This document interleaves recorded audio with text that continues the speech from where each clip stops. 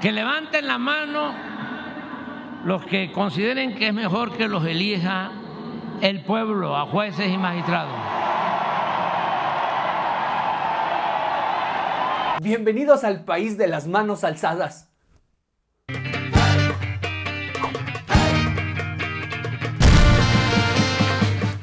¿Qué tal, amigos? Ya saben que a mí me dicen Muñe y estoy aquí porque no me gusta que le digan calca a mi presidenta, aunque ella tampoco se ayude mucho.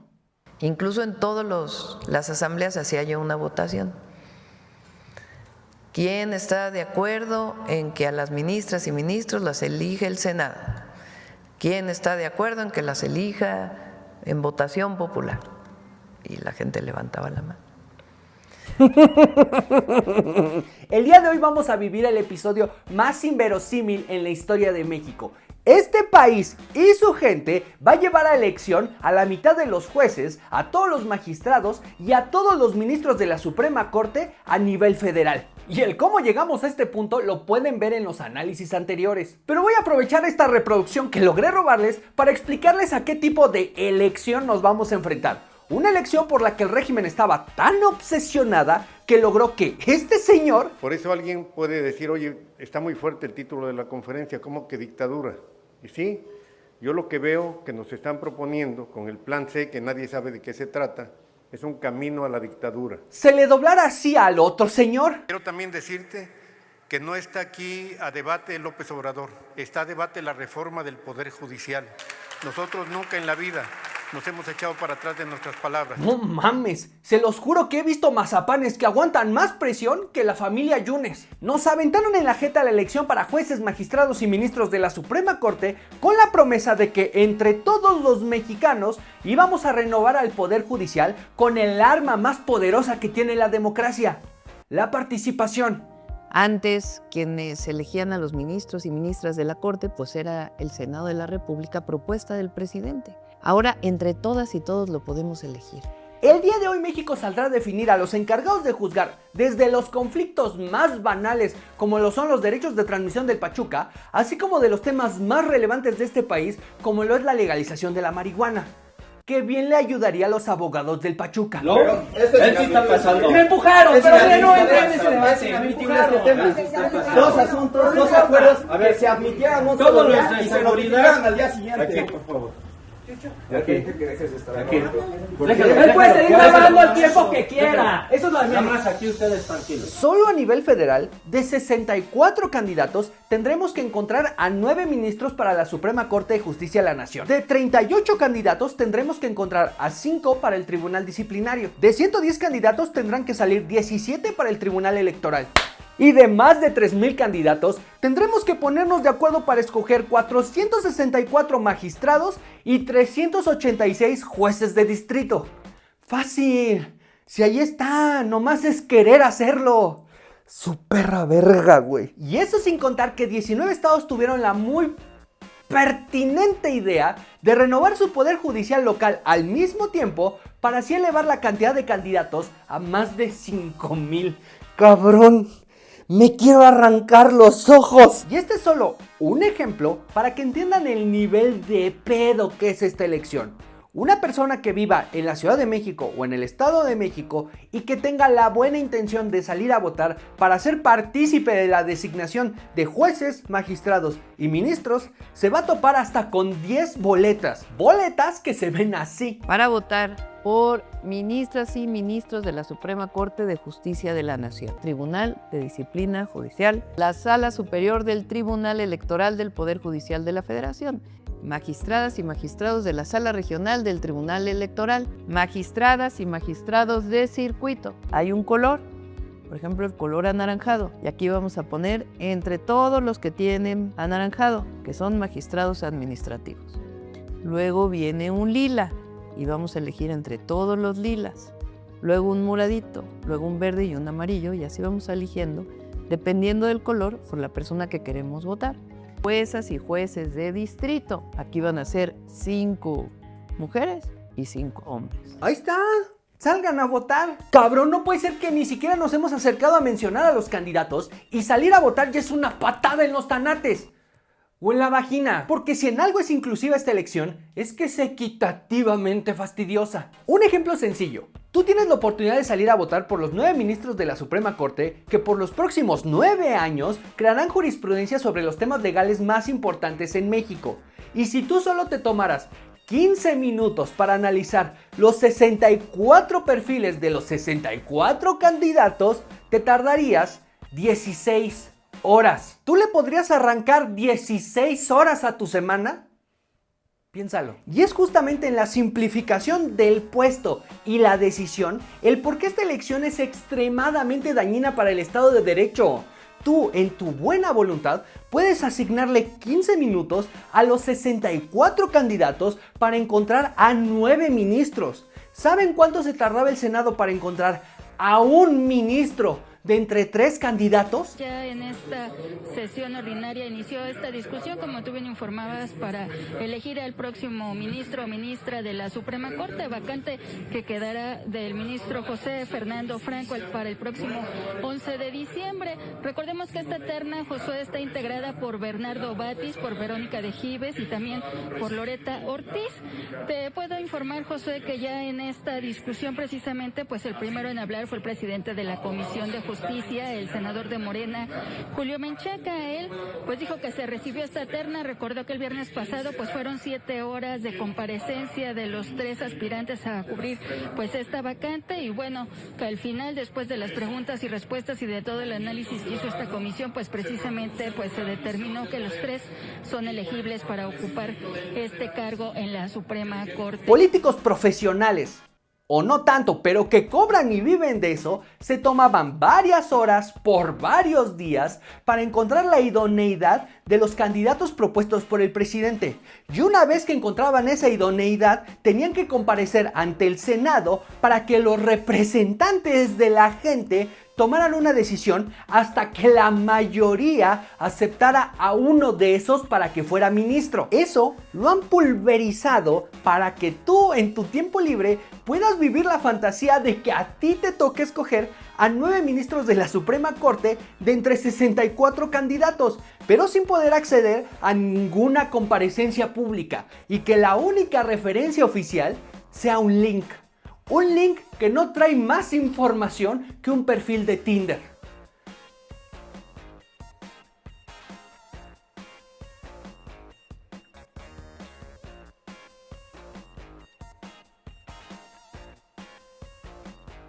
Y si decides ir a votar, más te vale hacerlo en chinga, cabrón. Porque así como vas a escoger a los nuevos defensores de la Constitución, también tienes que elegir a toda la pirámide del Poder Judicial. 6 boletas, 1 de junio. ¿Dónde podemos saber quiénes son estas personas? Hay una página del Instituto Nacional Electoral donde ustedes pueden ver las personas que vienen aquí, todos sus nombres, y ustedes puedan elegir por quién votar el próximo 1 de junio. Me encanta que hasta mi presidenta con A reconoce que no tenemos una jodida idea por quiénes estamos votando. Es cierto, todo este tiempo estuvo en funciones un portal para poder analizar cuáles son los candidatos de tu distrito, pero esa página solo era una coladera de lo que a ti te toca votar, porque solo a nivel federal tuviste que haber analizado 212 candidatos. No tengo ahorita el dato, pero sí son muchos. ¿Pero cuántos y son? también... ¿Voy a tener una boleta con 2.500 nombres? A lo mejor no 2.500, pero sí vas a tener una boleta con muchos nombres. Si a cada uno de los candidatos le hubieras regalado los mismos 15 minutos que a los ministros, te hubieras tardado 54 horas. Es decir, analizar a todos los candidatos de tus 6 boletas te hubiera tomado 2 días y 6 horas. 2 días y 6 horas sin dormir, sin comer y sin descomer. Ni siquiera hemos acariciado el tema de la calidad de los candidatos, y el sistema de votación por las personas juzgadoras ya es un motivo para no participar. Este modelo es injusto con el votante porque le demanda tiempo que la gente no tiene, y que por la lógica del tiempo y espacio es imposible llegar a las urnas medianamente informado. Ese portal que nos comparte la compañera presidenta es el único lugar en el que puedes encontrar toda la información disponible de todos los candidatos y aún así solo reporta un poco más de 14 millones de visitas. Así que considerando que cada una de esas consultas fue realizada por una sola persona y no salió del portal hasta estar 100% informado, quiere decir que solo el 14% del padrón electoral sabe qué va a ir a votar. Votar en esta elección como ciudadano independiente es como jugar fútbol con una canica. Es tan estúpido como complicado. Les invito a que participemos todas y todos. Esta es una elección del pueblo. Queremos un poder judicial del pueblo de México. Repito, la reforma al Poder Judicial fue promovida e impuesta con la promesa de que esto iba a hacer que los juzgadores en México se definieran por la participación ciudadana, pero igualito que bolsa de ensalada, la compras para comer y se termina pudriendo en el refri. Entonces, por eso decimos que es antidemocrática su posición, pero también es anticonstitucional. La reforma al Poder Judicial fue aprobada por la mayoría calificada en el Senado de la República, por la mayoría calificada en la Cámara de Diputados y por la mayoría de los congresos locales, lo que la hace ley. Y ellos como servidores, funcionarios y representantes deben fomentar el respeto a la ley. Y dentro del fomentar el respeto a la ley también es fomentar la participación ciudadana y no inhibirla. ¿Por qué no hacemos un ejercicio? De un lado pongan a la oposición y del otro lado a la pereza. Ahora piensen cuál tiene mayor nivel de convocatoria. La oposición tratando de boicotear una elección del régimen o un domingo relajado sin tener que complicarte la vida formándote por horas para decidir 37 puestos de entre 212 candidatos. Por lo menos, cualquier posición del PRI, PAN, Movimiento Ciudadano o hasta de Alarraqui se queda pendeja frente a lo mucho que inhibe la participación este modelo para votar. Todos estos que están llamando a no votar dicen que México es autoritario, que llegó un gobierno que es autoritario. Pero ¿cómo si va a haber una votación? Entonces nuestro debate es decir, bueno, tú decides no votar, pero decir que porque se va a elegir al Poder Judicial por el pueblo de México, eso significa autoritarismo, pues eso sí no estamos de acuerdo. Claro que al régimen le preocupa que la participación sea tan baja que le quite legitimidad a sus resultados. Por eso le reclaman la postura a panistas, priistas, emesistas y a cualquiera que no quiera ser parte de esta elección. Pero desde el régimen diseñaron esta guillotina en forma de reforma constitucional con la clara intención de desincentivar la participación para que así tuviera un mayor peso el voto clientelar gracias a los programas sociales y el voto corporativo gracias a sus alianzas. Esta elección fue planeada y diseñada para que la gente no tenga el interés de salir a votar, pero en la Iglesia de la Transformación son tan incompetentes para ser malos que a medio camino se dieron cuenta que hasta para aquellos que están dispuestos a entregarse al acarreo del bienestar va a ser muy complicado llenar todas las casillas para todos los puestos. Es por eso que no nos debe de sorprender que el partido que recoge tramposos se haya hecho de la trampa más vieja del repertorio, los acordeones. Ya tenemos los acordeones. Sí existen, sí están circulando, pues olímpicamente. Los acordeones con los nombres para que la gente se oriente de por quién votar el domingo. Es un escándalo. Mira, la presidenta nos enseña cómo votar y el resto del partido por quién.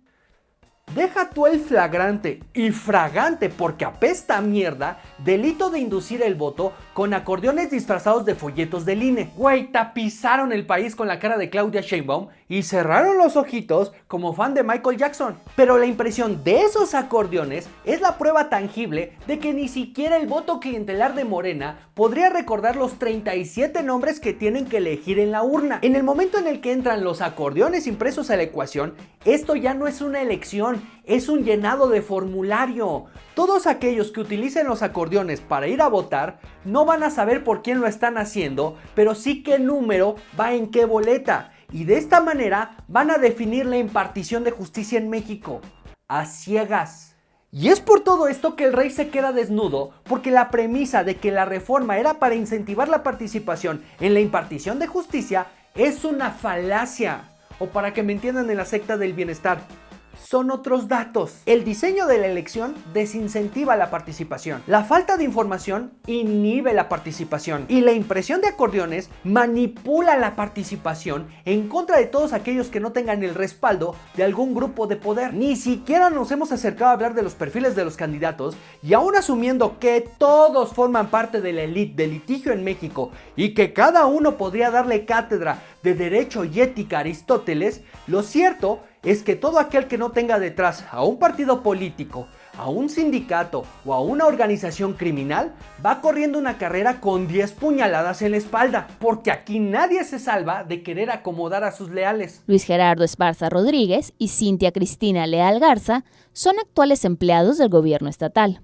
y ahora parte de la lista de candidatos que vienen en los acordeones que reparte MC para las elecciones del Poder Judicial. Así lo comprobó El Norte en el material obtenido al infiltrarse a una sesión del operativo de la administración de Samuel García para acarrear votos a favor de magistrados y jueces afines a Movimiento Ciudadano. En el acordeón preliminar, en la parte de ministros de la Suprema Corte de Justicia de la Nación, aparecen los números que corresponden a las candidaturas de Lenia Batres, Yasmín Esquivel y Loreta Ortiz, actuales ministras de la Suprema Corte que han sido relacionadas con la 4T. Pero también el que corresponde a Ulises Carlín, quien fue consejero jurídico de Samuel García. Nos dicen y nos repiten que el baluarte de la reforma al Poder Judicial es la participación. Pero si este es el ejemplo de lo que le va a pasar a cualquier candidato que quiera competir en buena lid, ¿quién chingados va a querer ser parte de la próxima farsa que monten en las siguientes elecciones? Porque imagínate que descubren que plagiaste tu tesis para la licenciatura, que plagiaste tu tesis para el doctorado, que llegaste como ministra con un claro conflicto de interés porque tu esposo era el contratista preferido del entonces presidente. Y aún así, de entre todos los candidatos, eres la única que puede hacer campaña con el sindicato de maestros. Hoy yo quiero decirles que nada me da más gusto que haya justicia para los mexicanos, justicia para los trabajadores de la educación, justicia para todos ustedes y sobre todo justicia para los que menos tienen. Una justicia de puertas abiertas, una justicia de jueces cercanos a la gente, una justicia de jueces humanistas, una justicia al servicio de México. ¿Y a esto le llaman contienda equitativa? Mejor vámonos a un comercial. Pero era el año 2000. Se nos permitía ser ignorantes para poder ser felices. Yo no sabía que tenía que conectar mi computadora al teléfono, así como Gloria Trevi no sabía que vivir con 15 adolescentes estaba mal. Pero ella era feliz. Y al lado me sale un anuncio. Mujeres feas dispuestas a coger esta noche. Primero, ¿por qué me tienen que aclarar que están feas? 2, me están diciendo que están feas para que entienda que lo único que les queda es cogerse a cualquier cabrón que esté caliente. Y 3, ¿qué tan feas?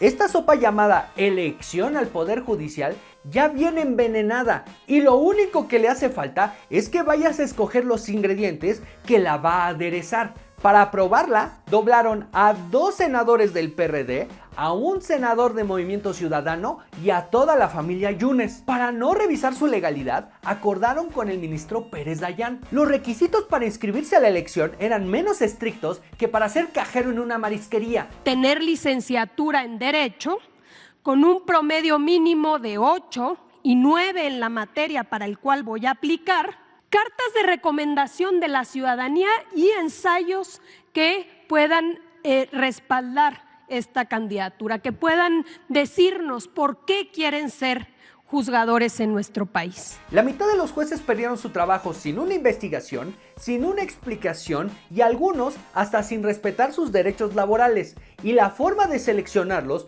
fue con el mismo método de una kermés de primaria.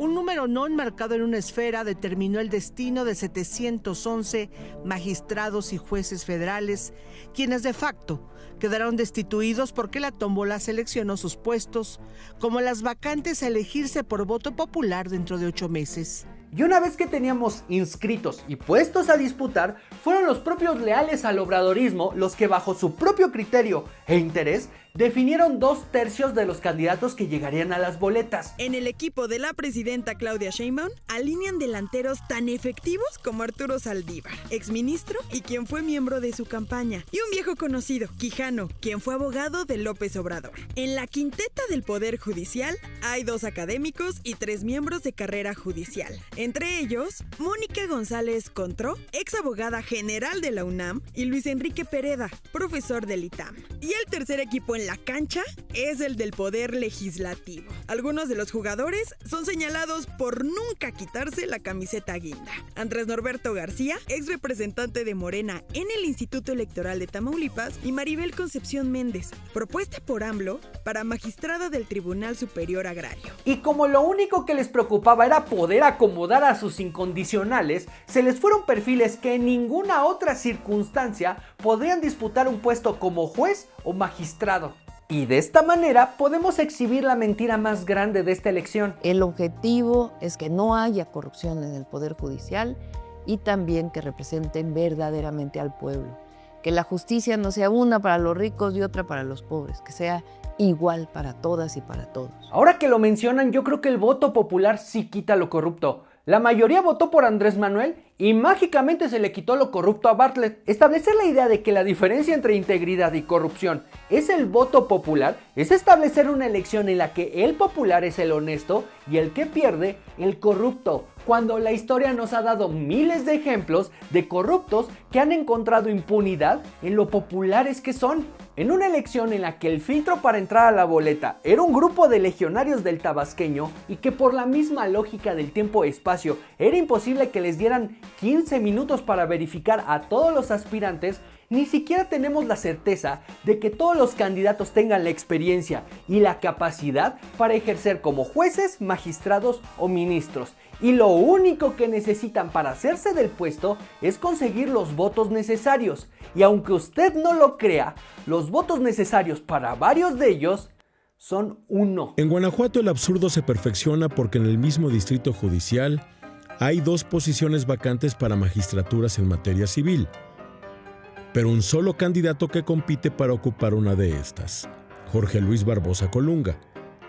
A juzgar por la boleta, él gana porque gana. Si el Poder Judicial era corrupto, esto no se lo quita. Solo cambia a los jueces corruptos independientes por jueces corruptos sometidos a la secta del obradorismo, por sindicatos, por el crimen organizado o hasta por la Iglesia de la Luz del Mundo. Estamos obligando a los jueces a ser populares cuando su trabajo requiere tomar decisiones en muchos casos impopulares, pero apegados a la ley. Dime qué va a hacer un juez cuando un imputado le diga: yo voté por usted. Esta reforma no quita que las fiscalías no tengan la capacidad de armar una carpeta decentemente, o ya se les olvidó cómo terminaron soltando a Lozoya. Esta reforma no le va a entregar la capacidad al SAT de cobrar los impuestos que no ha sabido cobrar en tiempo y forma. Y por encima de todas las cosas, esta reforma no le va a entregar justicia a los más pobres ni a los más indefensos, porque el principal problema de inocentes en la cárcel es esta necesidad de las fiscalías de tener chivos expiatorios. ¿No me creen? Ahí está el caso de Israel Vallarta, una persona que fue detenido junto con Florence Cassés acusados de secuestro. Florence Cassés ya regresó a Francia e Israel Vallarta lleva 19 años sin sentencia.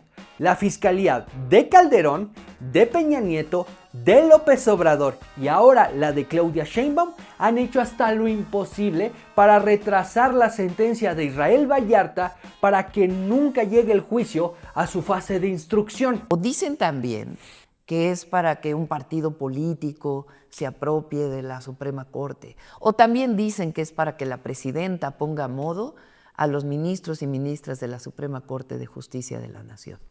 Nada más falso. Ay, vaya, hasta que la presidenta habla con la verdad. La elección y la reforma no son para ninguna de esas cosas. Es para que a partir de este momento, pase lo que pase, el Poder Judicial, así como el Legislativo y el Ejecutivo, se sometan ante quien controla la maquinaria electoral. Además, mucho crédito se da a Claudia al querer dar a entender que ella tiene el control y puede tomar decisiones sobre todo el proceso de la reforma y la elección al Poder Judicial, cuando todo esto fue el beso de despedida de Andrés Manuel, y mientras sus 20 reformas estén activas, Andrés Manuel sigue gobernando a través de ellas. Claro, con la mirada pegada a la nariz, esto es para poner a los jueces leales a la secta.